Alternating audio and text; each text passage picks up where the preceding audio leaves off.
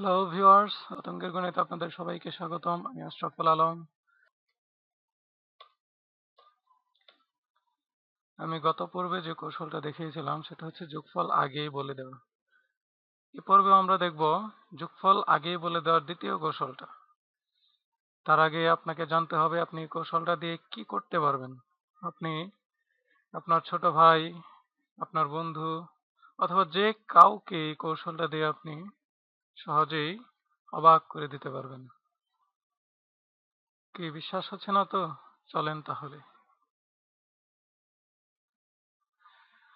আপনাকে যেটা করতে হবে প্রথমেই আপনার বন্ধুকে বলেন যে কোনো একটা সংখ্যা লেখার জন্য। হতে পারে সেটা ৪ ডিজিট অথবা ৫ ডিজিট অথবা অর্থাৎ ৪ অঙ্ক অথবা ৫ অঙ্কের যেকোনো একটা সংখ্যা লিখতে বলুন। মনে করেন আপনার বন্ধু লিখলো ৬৫৪৭ অর্থাৎ ৬৫৪৭। এখন তারপরে আরো দুটো সংখ্যা লেখা হবে। সংখ্যাগুলো কিন্তু আপনি জানেন না। ধরেন আপনি যোগফলটা বলে দিলেন ১৬৫৪৬। আপনি কিন্তু মাঝখানে দুটো সংখ্যা কি হবে সেটা কিন্তু আপনি জানেন না। আপনি কিন্তু যোগফলটা আগেই বলে দিয়েছেন। প্রথম সংখ্যাটা দেখি। তো চলেন দেখা যাক।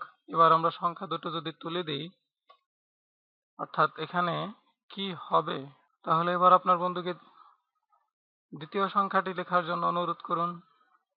মনে করেন দ্বিতীয় সংখ্যাটি লিখল ৩২৫৮ অর্থাৎ ৩২৫৮। এখন সর্বশেষ আপনি একটি সংখ্যা লিখবেন।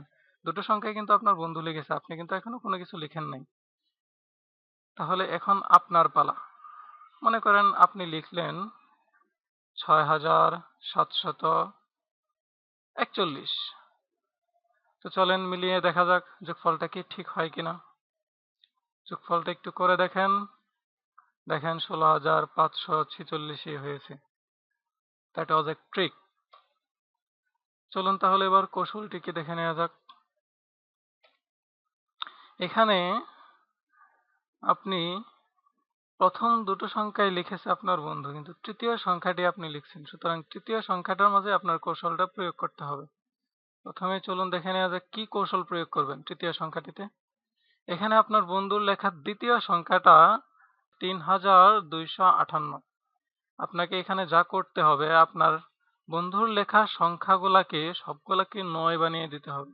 যেমন উদাহরণস্বরূপ এদিক দিয়ে দেখেন, এখানে সে ৩২৫৮ লিখছে।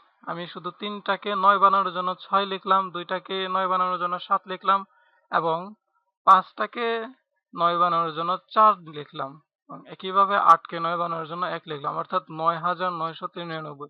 এখন খেয়াল করেন প্রথম সংখ্যাটার সাথে আমরা কিন্তু ৯৯৯৯ যোগ করলাম, অর্থাৎ ১০,০০০ থেকে মাত্র ১ কম।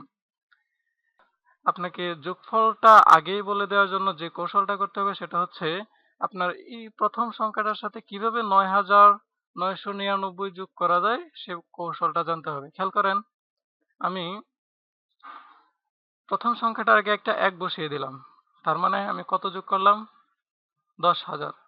তারপর সর্বশেষ যে সংখ্যাটা আছে সেই সংখ্যাটা অর্থাৎ এককের ঘরটা আমি ৭টা কেটে অর্থাৎ ১ বিয়োগ করে দিলাম। তার মানে কত হলো? ৬। খেয়াল করে দেখেন ১৬৫৪৬। অর্থাৎ এটাই ছিল আপনার যোগফল বলে দেওয়ার কৌশল। এবার চলেন একটি ধাঁধা দেখে নেওয়া যাক। ধাঁধাটা আপনাদের জন্যই, উত্তরটা আপনাদেরকেই দিতে হবে। ধাঁধাটা হচ্ছে নোবেল পুরস্কার বিজয়ী পার্ল বাক অর্থাৎ পার্ল এস বাক, তিনি নাকি কোনো এক সময় বলেছিলেন যে এই সনের বর্গমূল যত আমার বয়সও ঠিক তত। আমি আবারও বলছি নোবেল পুরস্কার বিজয়ী পার্ল বাক। আপনাদের সুবিধার জন্য আমি বলে দিই তিনি সাহিত্যে নোবেল পেয়েছিলেন। তিনি নাকি কোনো এক সনে বলেছিলেন যে এই সনের বর্গমূল যত আমার বয়সও ঠিক তত। আমি তার ছবিটা দেখিয়ে দিচ্ছি যাতে আমাদের খুঁজে বের করতে সহজ হয়। এখন আপনাকে যেটা করতে হবে সেটা হচ্ছে উপরের তথ্যটুকু দিয়ে আপনাকে তার জন্মসন বের করতে হবে এবং জন্মসন বের করার কৌশলটা কি হবে সেটাও আপনাকে বের করতে হবে।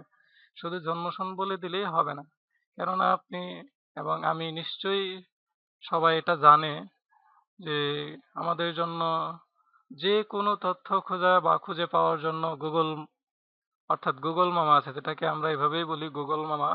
সুতরাং গুগল মামার সাহায্য নিয়ে আপনি খুব সহজেই বলে দিতে পারবেন তার জন্মসন কোথায়। কিন্তু এভাবে বললে তো আর হবে না।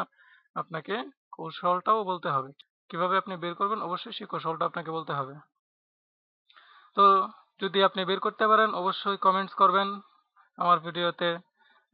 পরবর্তী পর্ব দেখার জন্য অবশ্যই আমার চ্যানেলটা সাবস্ক্রাইব করবেন এবং সেই সাথে লাইক কমেন্টস তো অবশ্যই করবেন। ধন্যবাদ। আজকের পর্বে এই পর্যন্তই। আগামী পর্ব দেখার আমন্ত্রণ রইল।